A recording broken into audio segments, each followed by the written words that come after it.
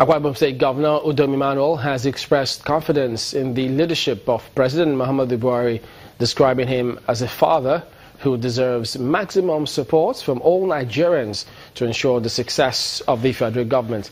Governor Emmanuel made this remark while fielding questions from Government House reporters at Akwa Ibom International Airport upon his return to the state after his visit to President Buhari in the United Kingdom.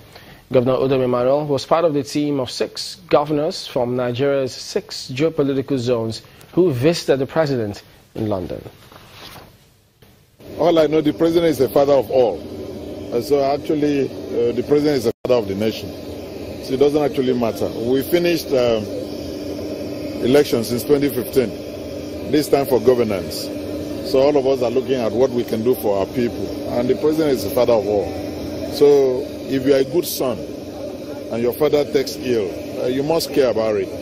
And that we didn't do just for ourselves. We do on behalf of all Nigerians. And if you see, they carefully picked one per geographical zone. So on behalf of all Nigerians, we needed to show him that Nigerians care, that we love him as a father, and that we care for him. We pray for him also. And I'm sure you too, you've been praying for him.